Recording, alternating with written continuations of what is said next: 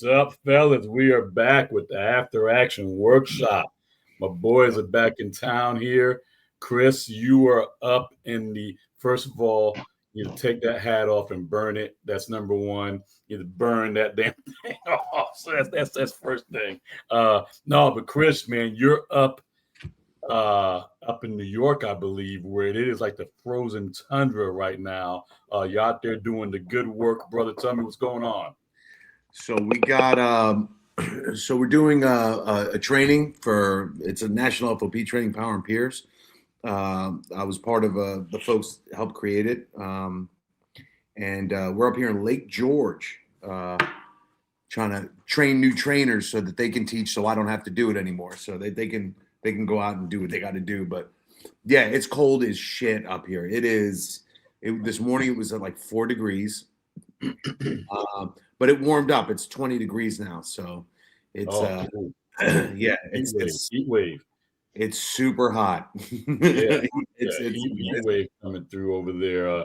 Yeah, man. So doing the good work with Power and Peers is just an amazing work that's going on, standardizing things around the country. Hopefully getting everybody in the same sheet of music, man. So great work. And I know we're getting up in a tangent here, but if anybody needs to know more about that, reach out to us. We can definitely put you in point you in the right direction, and we get you in touch with Chris to make sure that comes to your area. So that's our plug there for that, man. So Doug, my brother, you're not in a place where it's quite that cold, but you are heading that way tomorrow, brother. What's been going on with you? No, man, I've been on Christmas detail, decorating the house for Karen, and all the kids are coming home for Christmas, and I've had like a week or two home. I think. How long we been home? Like 2 weeks. About 2 weeks, yeah, about 2 weeks, And man. yeah, and so just getting ready for Syracuse, leaving for Syracuse in the morning. Um, Really not looking forward to it. Yeah. And so, Well, listen, man, every time we get sent somewhere, the three of us, you always think of the area. So I have to go talk to cops from the area of Syracuse, New York. So I look and I research the area because I want to know what kind of stress, what kind of crime, what kind of punishment are these guys withstanding in Syracuse. And I didn't even make it 30 seconds into my research, and I just saw the fucking weather. And I said, that's their problem right there. If they have any trauma, it's either from the abominable snowman or some shit like that. So for sure, that's man. what we're in store for in the next couple of days. And Yeah, man, I'm in the same boat. I'll be traveling with you tomorrow, heading up to another frozen tundra up in Syracuse, where it's I think in the teens right now. It's just finished snowing. negative 2 degrees right now. No, negative 4 degrees. bro, Negative. I was sweating my ass off cutting my grass this morning. Yeah, we're not. I was just telling the guys I've been stressed. I feel tired because I've been stressed today, just in the packing and preparation for the cold weather, making sure I took the right clothes with me. And I'm just not even sure I'm prepared for negative anything. So that's just a whole different monster, man. And just full transparency here. I've got to go straight from Syracuse over to Jersey. Had a family member pass away. I think I spoke about that last week.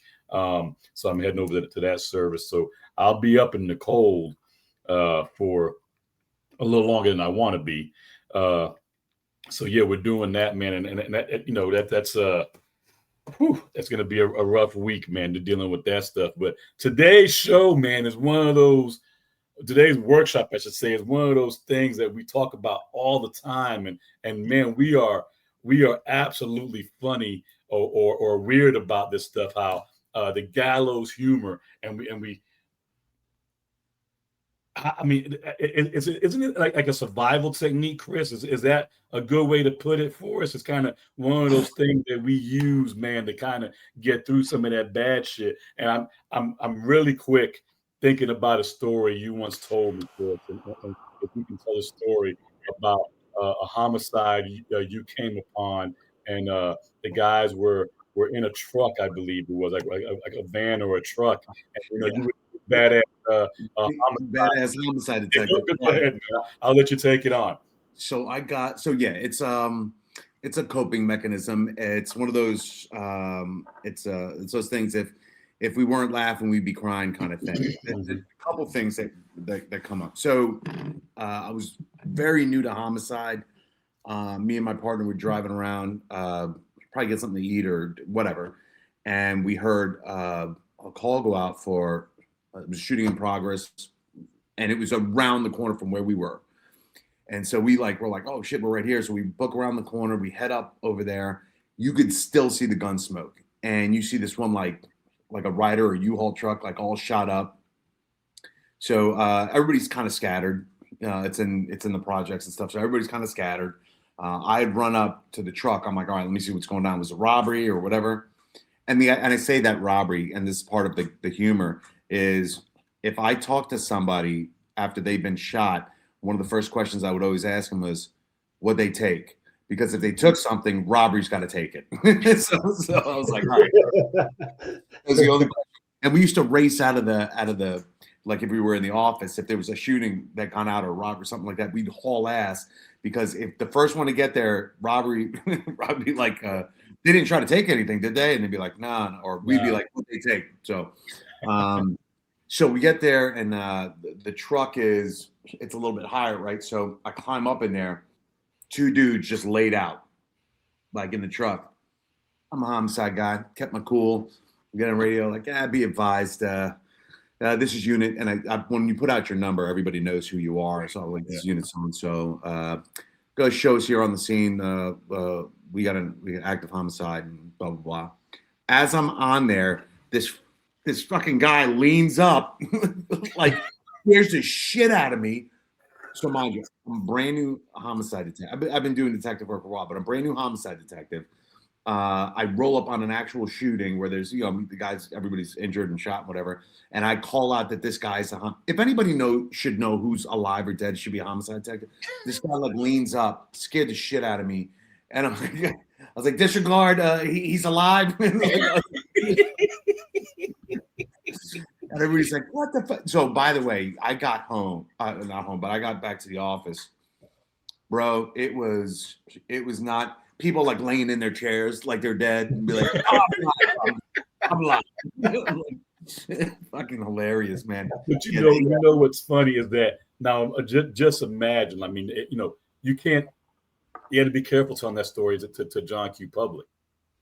Yeah, because they see that differently, right? I mean, and that's just one of the things. Because basically, you did run up. You came up upon a shooting scene. You came up upon a guys that were shot.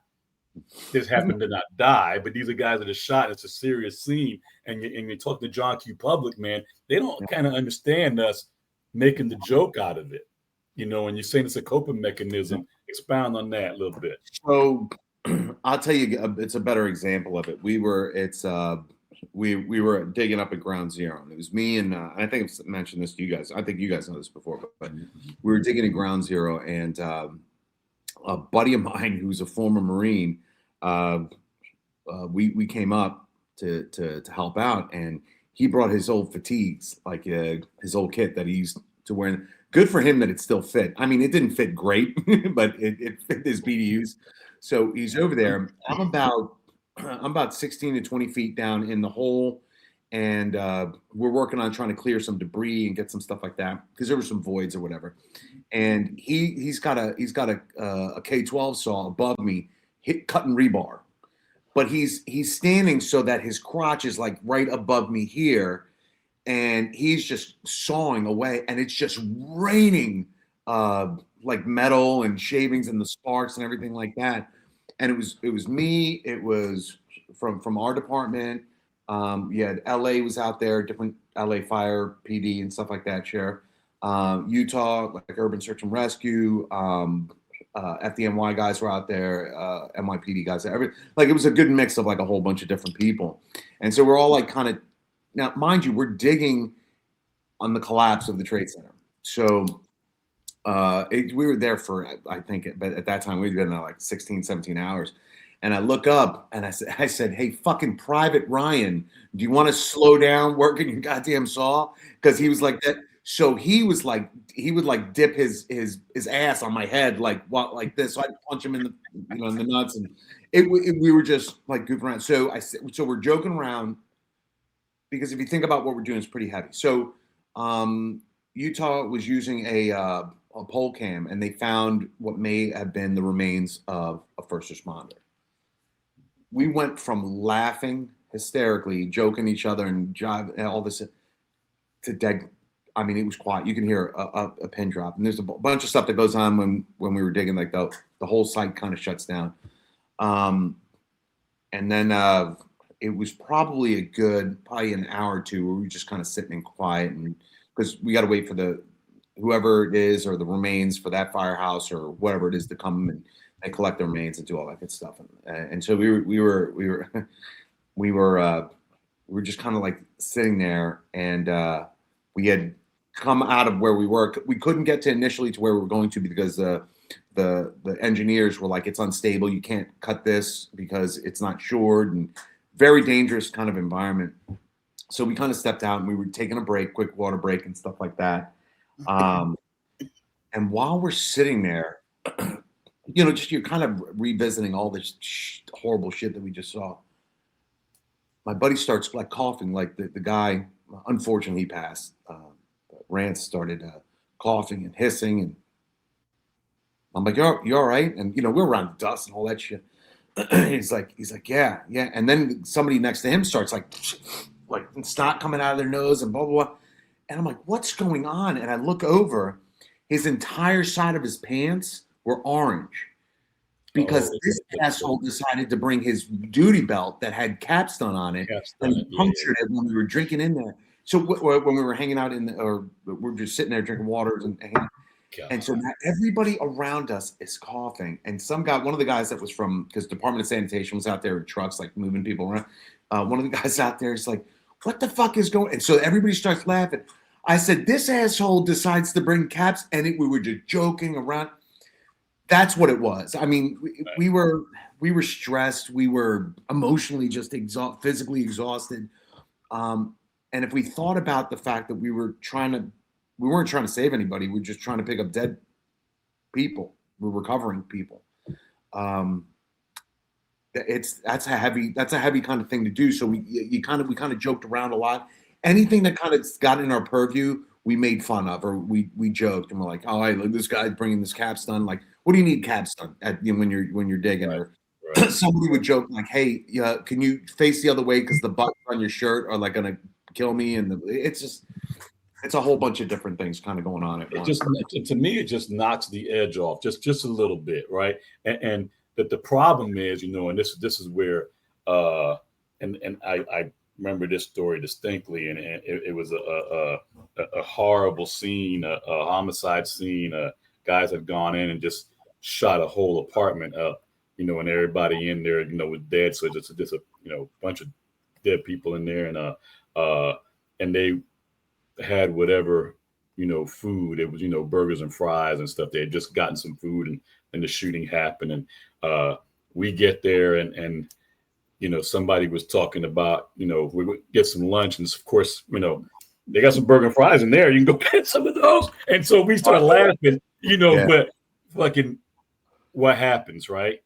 The person that doesn't know what the hell's going on, but there is two breezeways over, sees you laughing and don't realize that we're just trying to knock the edge off of just a horrible scene that we did. One of the things that I hated the most, this is going to sound, I guess, callous to people who don't know what we do and stuff like that, but I really didn't have that much feeling towards like anybody between like the ages of like 18 to like 40 something getting killed. It's a little bit. What bothers me is like kids and older, our older community, the elder community, and when you walk into a house, we walk into a house. It was distinct the older combat veteran, because when you walk into their house, they're older generation. You could see that everything, all the medicines lined up, and you're like, oh shit! Like we're walking in here. This guy was a former Marine. He got dressed up in his uniform, laid down in his bed, took his 45 and put it underneath his chin and pulled the trigger, and put the better part of his head all over the wall and on the ceiling. And there were notes there and this and that. And so just to give, for folks that don't understand, that type of situation normally is attributed to that generation doesn't like to burden anybody, and they feel like they're getting sick and I believe he was terminal with something, but he didn't want to be a burden to his family. His job as the man in the house was always to take care of his family. He had lost his wife and there's a bunch of other stuff, but it's sad. It's really sad. So I give my lieutenant a heads up, and I said, hey, just be advised, it's going to be a confirmed suicide of older vet. He's like, all right. And he's like, hey, you guys doing okay? And we're like, yeah, we're doing all right. So there's about 4 or 5 of us kind of in this guy's house, again, looking at medicine, looking at maybe if there's a note that he left, who to contact, and this and that, blah, blah, blah. And it's just very, we started talking about just like anybody, like food, like, all right, hey, listen, when we get up here, let's go sit down, grab something to eat, and blah, blah, blah. A lieutenant walks in. While our lieutenant walks in, one of the guys finds a note with some information on a next of kin. So I think it's like a brother-in-law or a daughter or some close family member. So he's like, hey man, I found a number. I'm going to go call him. So that person goes to call one of the detectives. So while that's happening, the lieutenant walks in. This is all happening at the same time. The lieutenant walks in. He was always immaculately dressed, but he's got a pressed white shirt. I mean, beautifully pressed suit. He's coming in there. He's like, all right, man, what do we got, guys? And so he's sitting there. And while he's standing there and we're talking, a piece of the brain falls off the ceiling and lands on his fucking shirt. And I'm looking, and he doesn't move. He's like, yeah. The whole experience was like, yeah, this is my life now. I've got a piece of this guy's brain on my fucking shirt. I'm like, are you fucking kidding? Again, horrible situation. We're like, are you shitting? And so we started laughing and this and that. It's not about that guy. It's about the circumstances. What we didn't realize is that our guy was on the phone, and he grabs the phone. He's like, could you shut the fuck up? I'm on the phone with the family.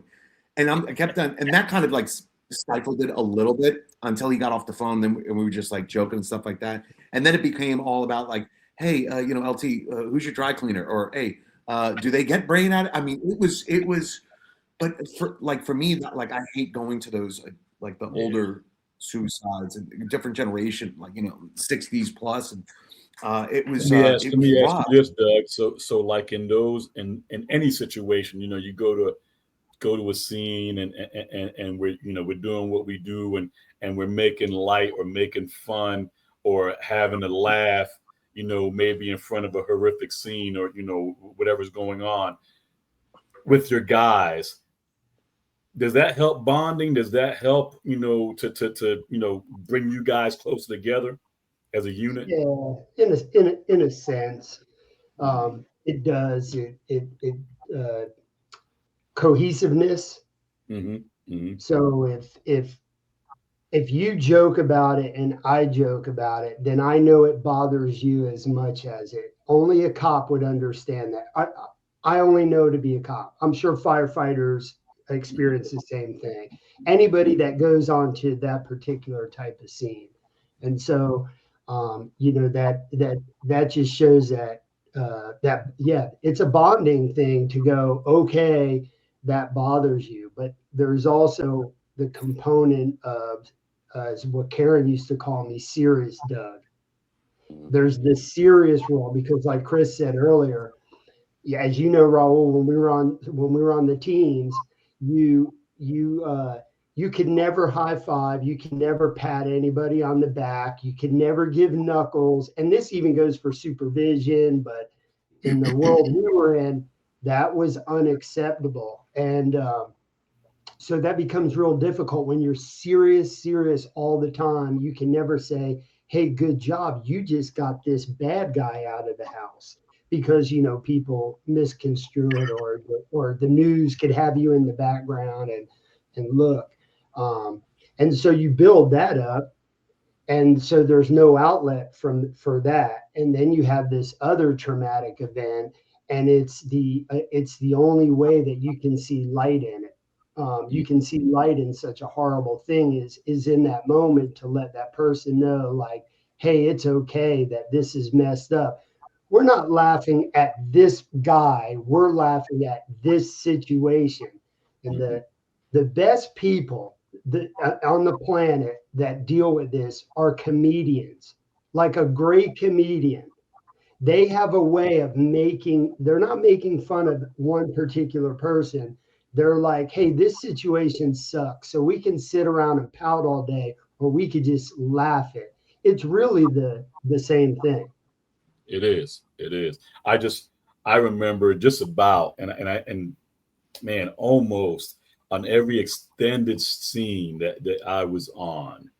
It's different. Just kind of go there and you leave, and that may be, not quite the same. But if you're at a scene for a while, if you're at or something traumatic happened, or whatever the case may be, something that you were involved in, uh, we'd always kind of talk about it, and I can't remember ever not pulling something funny out of it.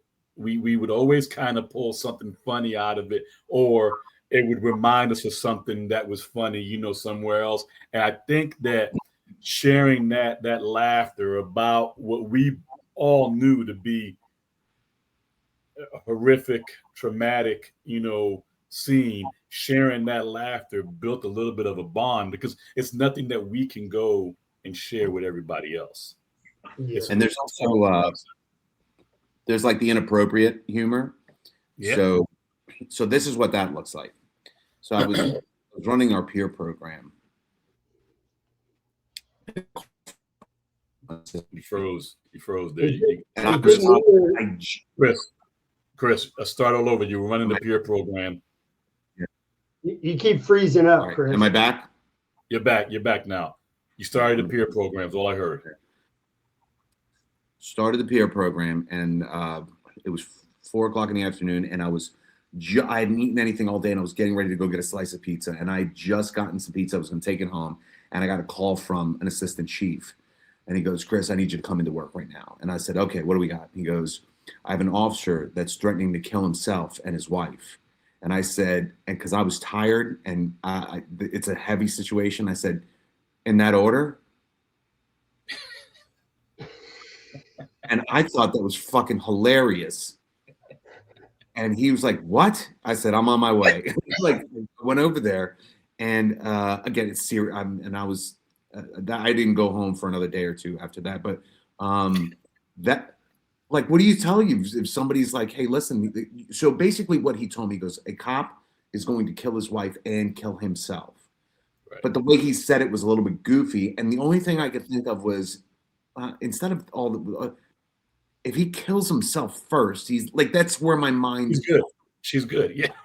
Like, it's fucking soft. That's like, there was an old joke, like, it was like a bad Polish joke and inappropriate kind of stuff. But the Polish guy breaks into a guy that's sleeping with his wife, and he pulls a gun out, and the guy starts laughing.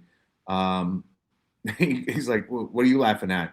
He goes, after me, you're next. Like, he's going to kill himself and then kill him. And the guy's like, whatever. It was that I immediately thought of that joke, what was going on. But it was inappropriate at the time. But could you imagine, like, the general public being like, they just called you about a guy that's going to kill his wife and himself, and you want to make fun of that? Yeah. Because unless you've fucking been there, unless you've experienced that, you don't know what it takes. Because listen, if you want to be serious all the time, it'll kill you. It'll eat you up alive, and you have to have some kind of release. And you got to maintain your professionalism and stay focused on the job. And crying doesn't help at that point. Not that there's anything wrong with that, but it's just a way to process it. And I'm sorry that some people think that's inappropriate or find it you know, a little crass, or just it seems like I don't give a shit. Again, Yeah. just kind of I think every, and maybe I'm wrong here, but I'm going to kind of generalize a little bit here. But I think everybody does it. You know, and what I mean by that is I think every family does it. You know, in family situations, you know, making a joke of maybe something bad that happened in the family, and because it's a way for them to cope and deal with it. So you know, people forget about that. The jokes that you make behind closed doors, you know, with your siblings, with your parents, with your aunts and uncles, you know. So I think everybody does it to a degree. It is.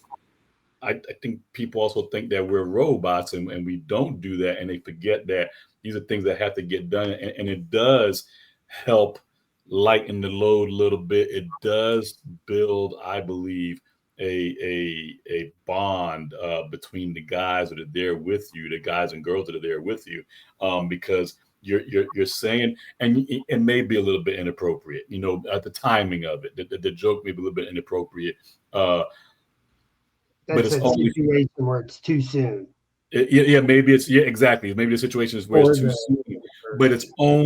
it's only for that selected few. It's not, you know, meant for Yeah. the consumption It's, of it's you know, general public. So that's where I think that people don't realize that we don't, some of the jokes we say we know are only for us. that You know, only it's that the situation. joke. The joke is not for them. It's intended for the person that's saying it. Right, You right. know what I would also add is I would tell somebody, if you ever have a problem understanding why we or they are this way, go to your local police department and ask them if you can go with them to notify a family that their loved one has been murdered. Just do it one time and Mhm. you'll know why. When you experience that all the time, all the time, that Mhm. is that's a great reason why you have to form that sort of shield. That's what, I read that book one time. Chris, do you remember, it was the Knight in the Rusty Armor? yes. I said I read the book. I really didn't read the book. I skimmed through it. I'm not gonna lie and say I read the book, but I know the story, and it's about how cops, when they encounter something, they go home and they put more armor on to keep that from happening. And that's a great short read if you're ever into it. It's called The Knight in Rusty Armor, I think, and that's what it kind of explains that. And so that's probably the hardest thing that I think in our career. And if you really want to up your ante, go do it in the Black community. Go do a death notification Yeah, in that community, or the Hispanic community. yeah. You're because I all of a sudden you gotta got throw 80 people. our Latinos in there. Our Latinos, that, you know, and we get, you know, but it's traumatic either way. It's Yeah, absolutely. I get your point, man. Point taken, and that'll kind of let you know. Go ahead, Chris. You got something to say? It's like, but here's what I want to say to exactly what like Doug was talking about. A lot of the humor is racially based. It's, you know, gender based and stuff. Not, and again, it's not to make fun of. I'll give you an example of what the race thing looked like. I was in narcotics and we were going to go try to kick this door in, but we knew that they had a mechanism to like get rid of the dope right away. So we had one of our black detectives go up and, you know, just to get him to open the door. So the black detective goes up there. We're waiting in like the bushes and like in the side of the house. And they're like, yo, who is it? And he goes, Paul.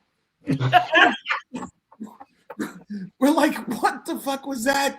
I was like, Paul? Like, what? Like, why didn't you just tell me your real name? I mean, like, who Yeah. gives a our name's going to be on the arrest paperwork? And it was funny. So we, like, following that stuff, we dress up, like we get all thugged out and dress up in the chains and shit. I'd be like, yo, what's up? What's your name? Yeah, yeah. Clive or Chadwick. But like, it was fucking lit. Biff, Biff or Buffy. But like anybody else, like looking at that, Like it was where were we? Oh, it was Martin Luther King Day, and we were driving around, and but again we're joking with each other, and it's off-color jokes because it's like, and my partner's black at the time, so he's like, are you gonna arrest a black guy today? I said, not on the holiest of black days. I said, no, we're gonna arrest a white guy today. That. Right. But it's not intended. We play on the stereotypes. We play on everything. But here's the thing that I don't think people really understand when we talk about stuff like this is because somebody meant in the training we were talking about something like that today, and if I'm not making fun of you, or if we're not making fun of you, or you're not the butt of the joke or anything like that, and then nobody likes you. Like if they, people like respect you and you're in the, I'd say clique, but you're in the community. If people are making fun of you, like after my shooting at a convenience store, at the gas station convenience store, and it was like, I mean, it wasn't too far along after that.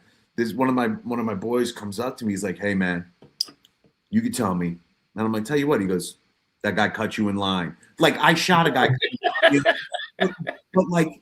And that really, I mean, the whole thing, I didn't like, like I wasn't in a good place, but that made me, you know what it made me feel? Normal.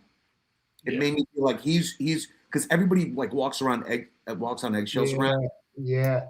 But when he started fucking with me, I was like, oh, I think I'm back. I think everybody's like cool with, like they're not worried about talking to me. I think if he'd have said that and I'd have acted weird, he'd have been like, okay, well, we won't mess with him. But I was like, what? I said, of course he did. You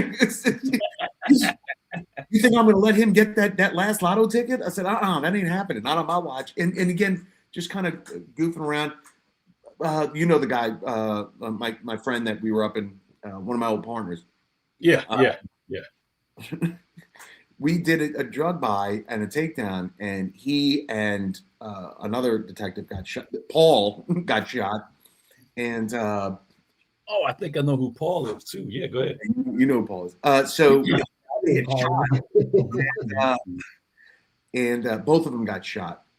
Yeah, and they're super tight. And we get back and we're doing like a little quick like debrief on like once everybody gets out of the hospital. This is like maybe 2-3 months later. I take that back. It's like 8 months later because Paul didn't get out of the hospital until like 8 months later. Part of that was we had a guy that the one that was shot. We didn't know if he was going to make it. Mm-hmm. He had been in the hospital for so long. Human resources in the city stopped paying him because they thought he was dead. Now that's horrible, right? So we went over there and we went to the hospital to see him. He's kind of recuperating at this point. And we're like, hey, we just want to make sure. He's like, what's up? I was like, nah, I mean, we figured you're dead, or did you quit? Or he's like, what are you talking about? He goes, well, like the city ain't paying you no more, right? So again, joking around, trying to get him back. He's like, don't make me laugh. My side hurts. So we started talking with one of my partners, and we're like, hey, I just want to give everybody a heads up on what exactly happened. We figured it all out. Mm-hmm. And they're like, what's going on? I said, all right, well, Paul was shot. And because this guy is one of the other partners that he was working with, they're super close.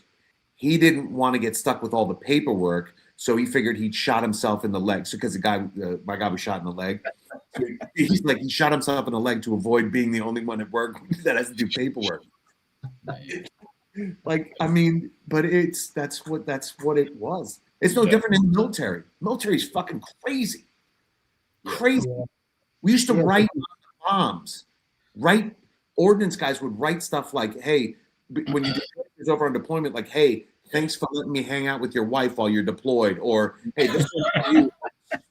Or on the front of some of our larger gun systems and stuff like that, they'd be like, face the camera and smile for a good picture. I mean, right? Just stupid. Yeah. Things that people understand. But now let's because we can talk about this forever. I got like 10 stories on my head. But can it get bad? Can there be a time when even we're like, whoa, like this guy is joking too much. That joke was a little too far out there. Is that can that happen? Yeah, it does. It does. It's it's usually the folks that can't, that are having a hard time processing something. Mhm. It's fun. It's crazy. There was an episode of NYPD Blue that talks just about that. There's just one guy um, who lost a lot of his money, and this I just used the NYPD Blue episode, but this happens in real life. But Yeah, man, you're old, man. yeah, I am old. Lost a lot of money. By Uh, the way, somebody in the class started in 2019, so really? like a year Wow. after I retired.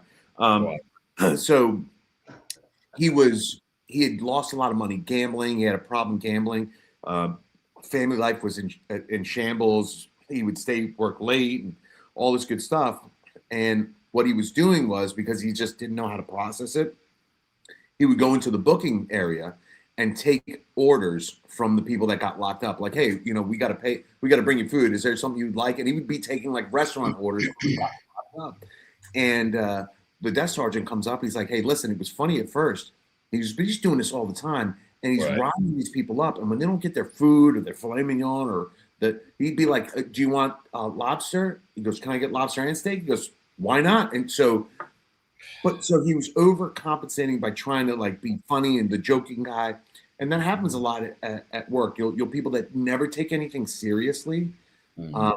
because they are having a hard time processing, because it's a lot easier to poke fun or make jokes or like get it out of my face or be an asshole to somebody than say, hey, listen, man, I'm hurting, I'm struggling, I don't know what to do.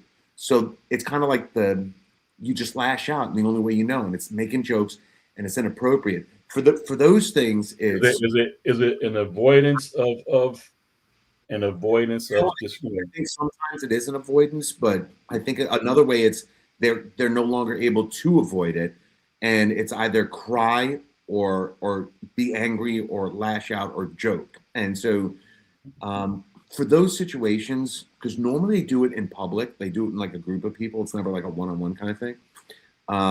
You got to take those people to the side and be like, "Hey, man, what's going on?"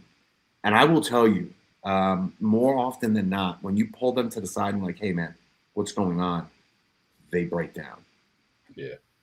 And then you really see like they were trying to put on this mask of, I'm all right, I'm just jokey guy. And then they're fucking hurting. And then when you get them alone, you're like, you're in a safe space. Nobody's looking at you. They're not paying attention to you. What's going on? I lost everything. My wife's gone. My husband's gone. Whatever it is, whatever, relationship, the finances. I'm not going to be able to go back to work because of this or that, and blah blah blah. So it's just a mechanism that they use, and it comes in different in different forms and shapes. I'm real cautious, and I don't ever want to like point that out in a large space where everybody's kind of looking. Right.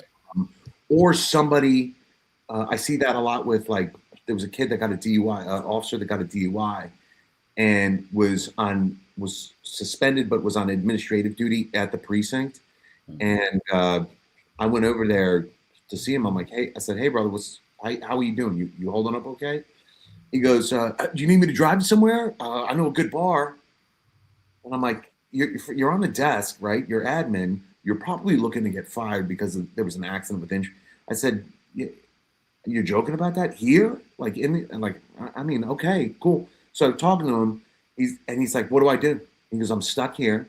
I'm probably gonna lose my job, or I'm gonna do this. I can't support my family. My wife already left me, a year ago, and I'm paying child support. Well, if I lose this job, I'm not gonna be able to pay it. If I get locked, I mean, so he's like the one thing he knew to do. He's like, I'm just gonna, hey, anybody need a designated driver? I can't drive. Or anybody need me to do something? I don't have a gun. Like he like making those jokes. Yeah, it reminds me of that cynical guy too, Doug. You know that guy, and Doug is being a SWAT commander. You get that guy to just freaking is joking too much, or just cynical, just that negative, type attitude, and just, I mean, how do you approach him? How do you get him? And again, it's a little bit of a different environment being a tactical guy. So how do you deal with that? because some people use it as a tactic. Yeah. There's a fine line in using that kind of dark humor and that stuff as a tactic to get the job done. So you can stay in the mindset, because if I don't use this tactic and I don't use this mindset, then I'm going to veer off into emotions, and I'm not allowed to use emotions in this job. You can, but only can't show it, and you can't express it, and you can't share it with the people. So it becomes a tactic.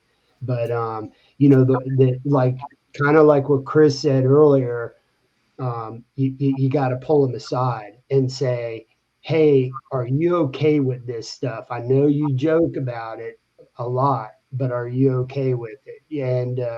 And say, hey, I always took my guys and always reminded them, hey, I need to remind you, man, we got to remain professional. Don't, you never know who's listening. I would kind of use that tactic, but yeah, it happens. It happens a lot. It was it was definitely different in the SWAT capacity than it was in the patrol capacity. And then, worst people that I dealt with actually were like sex crimes and ICAC people. They're in a whole different realm of gallows humor, if that's the term you're using it. They actually tell some of the dirtiest jokes you've ever heard in your life. My God, yes. That is their mecca. Because we all know what that job consists of. I was involved in it in my career, and it's a deep dark hole to travel down. But that's where I saw it the worst. But in the SWAT capacity, yeah, you have to pull that professional mechanism out and pull them aside and say, hey, man, it's good to do that, but it's not good to do it all the time.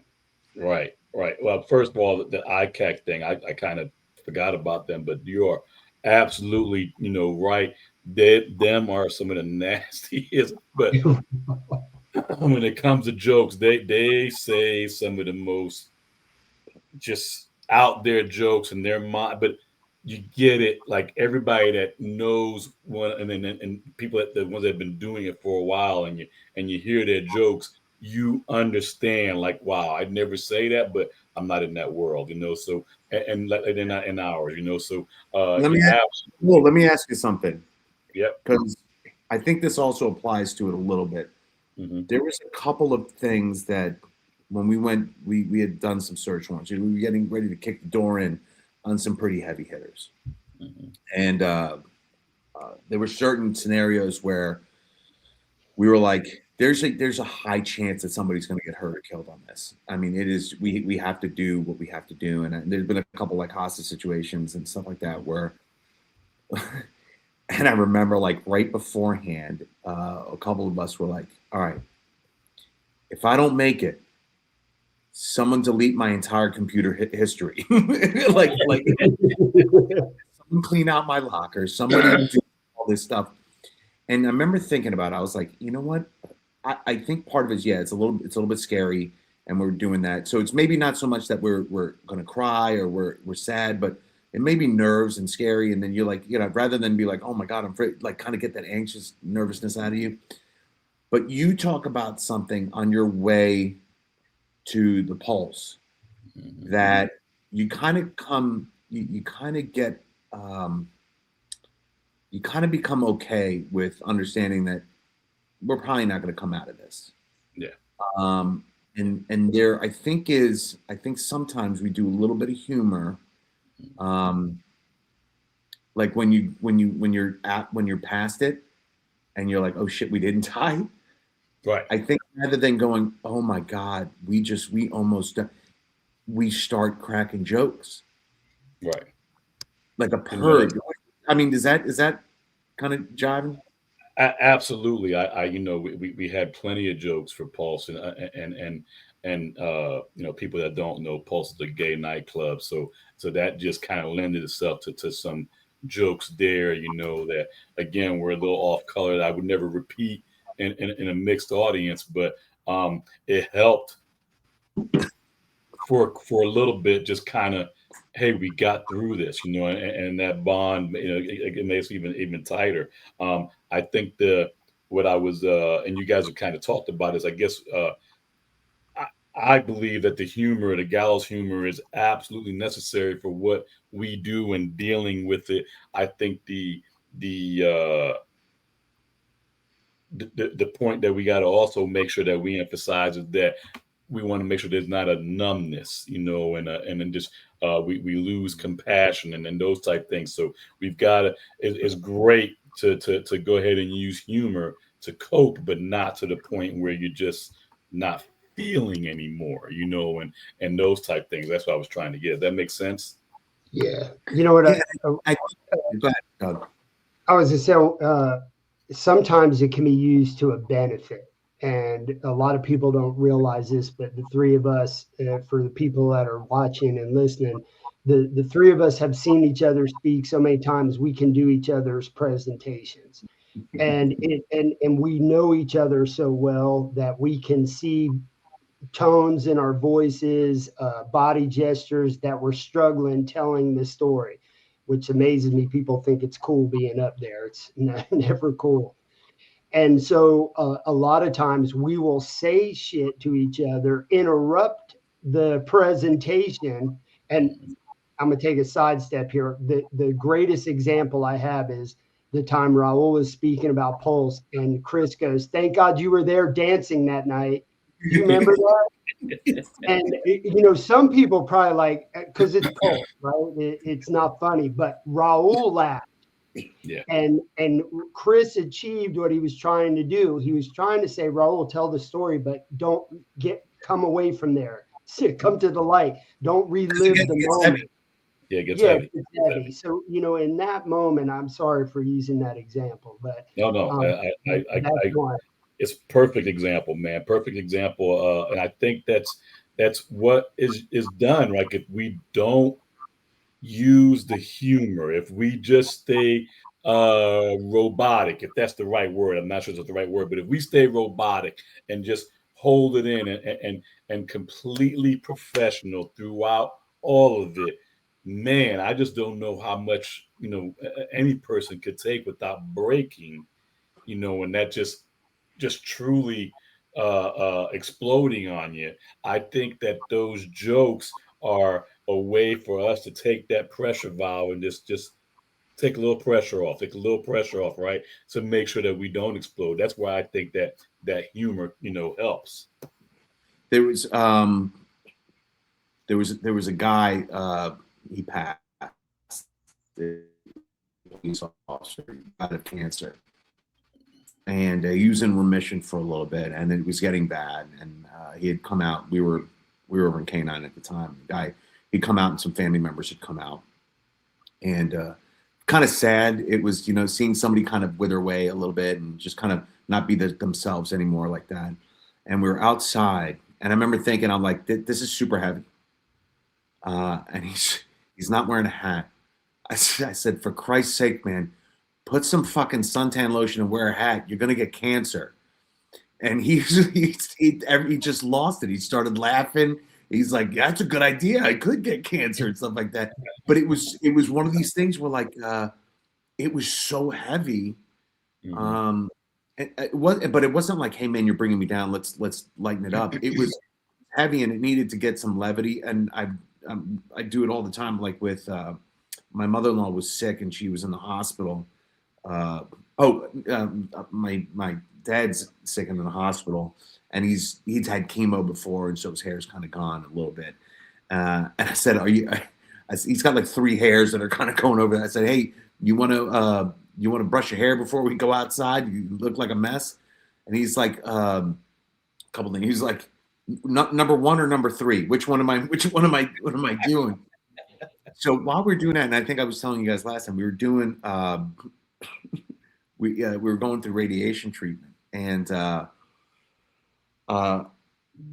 he had where it was a bad place to bandage up where some of the cancer was, and I said, can we get this taped up a little bit more and stuff like that? I said, I mean, the least thing you could have done is, because I joking around with him, I was like, you could have at least got cancer in a place that we could have easily bandaged up, and without missing a beat, he's like, I do. He's got 2 other forms of cancer going on. And so he's like, yeah, it turns out I do got 2 kids. So it's these heavy situations that sometimes we use it to cover up being upset.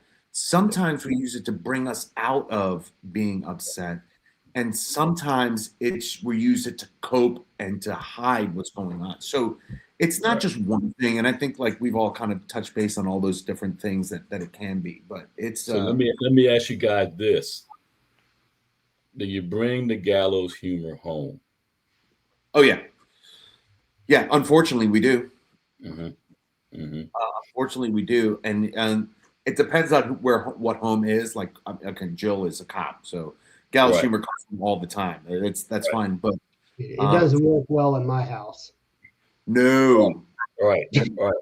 no. I was just gonna say, so it's not a definitive answer. There's not a yes and no on that one, right? For general answers I'm trying to get at. It's going to depend on your household. I Yeah. think I would bring the humor home, but some of the details, you're kind of carving out some of the gory details, and I'm bringing the funny stuff home. Like, hey, horrible scene today, but there was food around and we got hungry, and I may not say what the horrible scene was, just that there was a horrible. And when I saw the French fries over there, I was thinking, McDonald's might not be so bad today. So, that kind of thing. So, but yeah, I think all of us in some kind of way got to bring it home. And let me ask you this, to bring it further, is that healthy? Yeah, I don't know. I think anything in moderation, like as long as it's not the go-to or you're just defaulting to that. I think as long as you can make jokes, but it's time to be serious, time to be serious, or just maybe I don't want to hear the joke. Maybe I want to hear what your day was like instead of Right. just you joking around. Because like, and you just talking like 3 seconds, I have like 500 stories of where something inappropriate happened at work, and I come home and I said it, and then when wife said it, she's like, "Yeah, okay, relax." I mean, it's not, but it's in the context of I was hanging out with my friends and we were doing Right. work, and um, so I think anything in moderation. But I think having a conversation of like sometimes things get rough, and I gotta throw a little humor on it because otherwise it's a miserable existence. And some people don't want to hear it. Like in certain households, the spouse is like, I'm not about that. They're not about talking about like, what you decided to eat while you were waiting for the coroner's office or the ME's office to come pick up a guy that's been dead, melted to his couch in the middle of the summer because they had no AC. And the one guy that we were talking about, my sister, or not my sister, but I got a cousin asked me what happened at work or blah blah blah. I said we went to go lift this guy up and his arms fell off. So we put it and just rolled him up like a human burrito and come out. And I was like, it's funny. And he goes, "What?" Yeah. I'm like, "Oh, wrong place." Yeah. Wrong place. Wrong place. Yeah. Yeah. Yeah. Wrong place. So, Chris, you always say this the best when you're talking about bringing the humor home. You always say when you come in, however, do you want the rated R version or do you want the Version of the Disney version. Yeah, Yeah. and and you say that with a little joking undertone because most of our shit is X-rated and R-rated, right. but that's really the best way to explain it. Like I had my very first traumatic. No, I shouldn't say first. I do now. My Christmas Eve story. When I came home that day, man, I didn't know what to say. I was a new cop. And so I just blurted it out. And obviously, my starter wife, she wasn't prepared for it. She couldn't handle it. So then her reaction to my reaction, I never came home and talked about my job ever again. Probably not until later in my career when I was with Karen, I was able to communicate better and I was older and mature. So that could be a double-edged sword. You're right. It Yeah. could be good and it could be really bad not having it.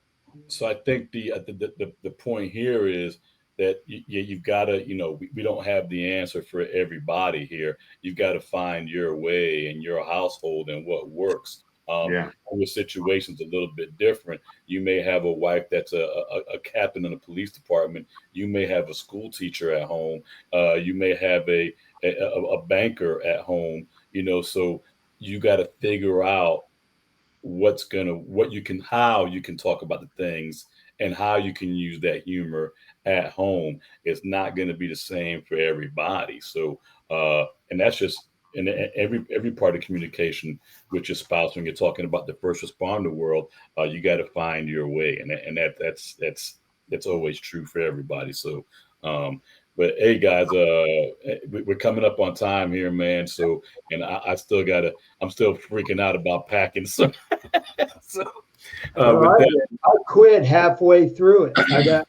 I got so stressed out because I'm just not. I just don't know how to prepare. So I did my fail safe. We went to Alaska last December, and so I went and retrieved my Alaska kit. So I'm like, hey, if it worked for Alaska, it can work for here. it's got to work for Syracuse, yeah, for sure, man. Especially if it's freaking -4. Godly, I can't Oh, imagine. and just FYI, when you get out of that airport at Syracuse, it's wide open, so it is cold. Oh, yeah. The wind Whatever is just ripping. I can it is, imagine. 30 degrees colder. Hey, do you Thanks. remember that movie, Cool Runnings? Yeah, With the Jamaican bobsled team, yeah, yeah. I envision when they get out of the airport. You remember when they come out of the airport in Calgary?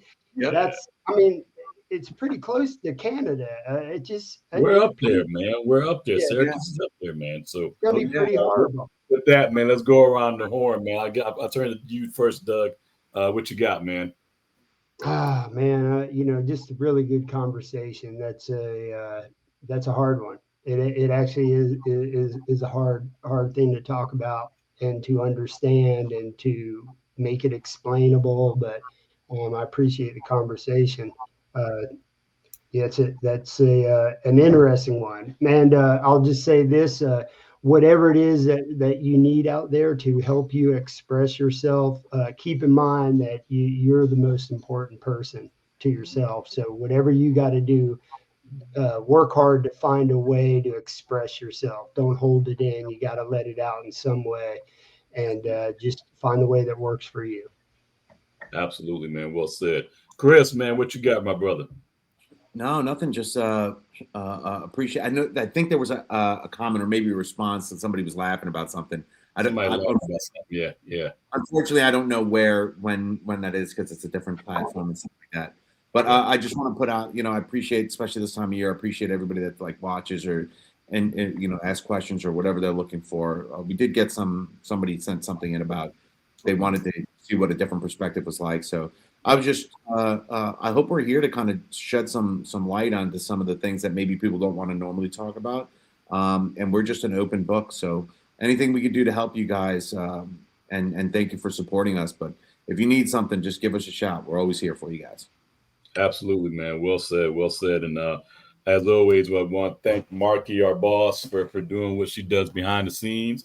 Thank you, Marky. And also, anybody, when you guys see the replays, check us out live. Have any suggestions or you want to hear of a certain topic, want to hear us talk about a certain topic, any questions, send them in to us. We are more than happy to talk about it, tackle it, and find some people, if it's not us, that can help talk about it. So absolutely get with us. And like always, if you or anybody you know is struggling and needs some help, our information will be on the credits. Reach out to us. We will get back with you.